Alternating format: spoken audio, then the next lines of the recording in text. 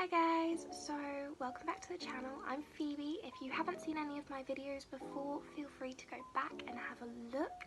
Maybe it'll give you an idea of what I'm sort of doing here. Now today I really want to talk about antidepressants, and it's because I've had quite a few conversations with people who basically have no idea what they're actually doing, have a really misguided understanding, and then get really defensive about not using them. So you get a lot of people who, I'm just gonna say, it tends to be people who don't actually need them, but your friends or family members who come into it and say, oh, but it's gonna change who you are, or you know, it can have really bad side effects, and it can have this and it can have that, and you know, it'll bother you and it won't really be you, and it'll change your personality and all of these different things. I kind of want to clear some of that stuff up because I've had these conversations quite a lot of the time, and a lot of the time it's just about the actual information that's needed. So what I'm going to kind of start with is there are different kinds of antidepressants. The sort of most common type really at the moment is an SSRI.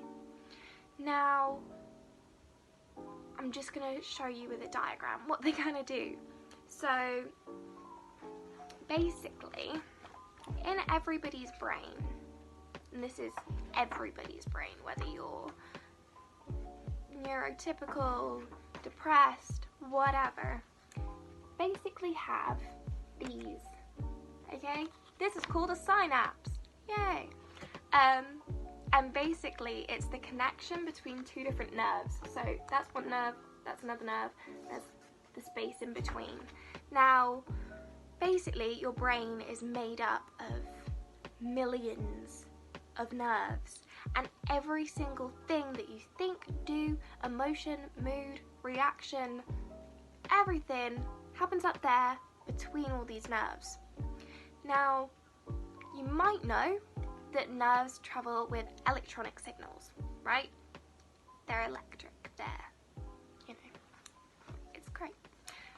But in this little nerve pocket thing, right, where you get in between, it's a gap so the electric signal can't go across. And instead, we end up with neurotransmitters. So those are the chemicals like dopamine, serotonin, you know, all of these kind of nice, positive things that we know and love, that, you know, they help you to get that message to that side. And that's really important when it comes to things like enjoying stuff, being motivated to get things, all of that, because as much as this one, so say this one is like your sense, right? So it's like your eyesight, and imagine you saw a really cute puppy, yeah? You basically need to get, I saw a really cute puppy and I'm happy, to this side which actually makes you happy, right? At this point, unless it travels across, you're not going to feel it. Okay, so, more drawings. So this is your synapse again. And all these little dots are all of your, the neurotransmitters, right? So this is your serotonin, your dopamine, all of that.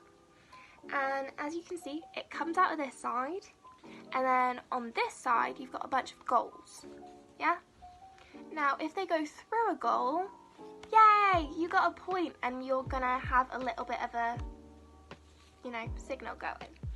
But let's say your brain has millions of signals going on at once. So only the ones that actually get like a high enough checklist, you know, will actually be the feeling.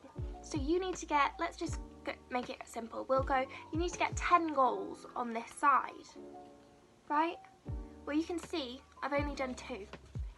There's more than 2, but it's not all the way around. And these goals are your receptors. Now, on this side, where you're making all of the chemicals, you also have receptors, you also have goals, okay? Now, if your serotonin or your dopamine or whatever bumps into a part of this nerve that doesn't have a goal, it's going to bounce back off into this space here, right? And if it's going this way, it can go through this goal and then it's reabsorbed and it hasn't passed on a message. Okay, does that make any sense? So what I'd like to point out here is if you're neurotypical, you will have like so many more little serotonin bubbles.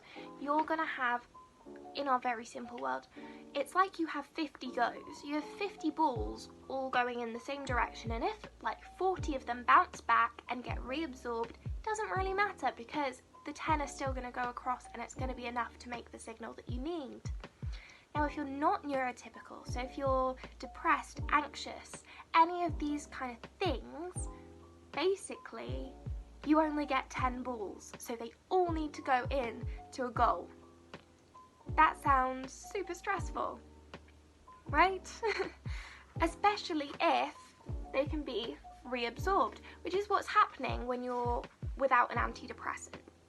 Now, the antidepressant basically acts like your goalkeeper, okay? So now your serotonin, your dopamine can only go one way because your goalkeeper keeps kicking it back into the space, which means that it will always end up going through these goals here. Now, if you're making 50, you don't need a goalkeeper because it'll overwhelm your brain. But if you don't have a goalkeeper, but if you have an anxiety, a depression, something like that, then you only get 10 goes and you need all of them to go that way, so the goalkeeper is really necessary. That's kind of what SSRIs do for you. Now, other kinds of antidepressants literally help to increase the amount of the neurotransmitters, like full scale all over your brain, by basically giving you the extra ingredients or just the neurotransmitter itself so that you actually have them in your system and they can be used. So if, for example, you only have 5 and you need 10 to make a goal, that kind of antidepressant will give you the extra 5 so that you can make it all the way there. That's the one that kind of tends to be a little bit more worrisome with a lot of people, but it's also what they kind of just assume all antidepressants are. And they're not, as you can see. But even those ones are safe, and you've still got to decide to make them. Your body still has to have a stimulus to make it happen. Now, the thing is, a lot of the time people are telling me they're worried that they're going to be addicted to antidepressants, they're worried that, they're never going to get off of them, so on and so forth. Every single person is as addicted to these neurotransmitters as somebody on antidepressants. It's just very simply that neurotypical people have the building blocks to make them, and people with antidepressants have to get them from outside of their body. Now, if you are absolutely equal in the amount that you need to use, but one of you can make it naturally and one of you can't, get the antidepressant, because, it's okay to need them from outside of your body. What I am going to say is that not all antidepressants work for everybody. I used to be on fluoxetine and I had really bad side effects to it. Some people love it. I mean, honestly, some people it's their best antidepressant. For me, it wasn't. I very much have a very creative brain. I do a lot of artwork. I'm on an art degree.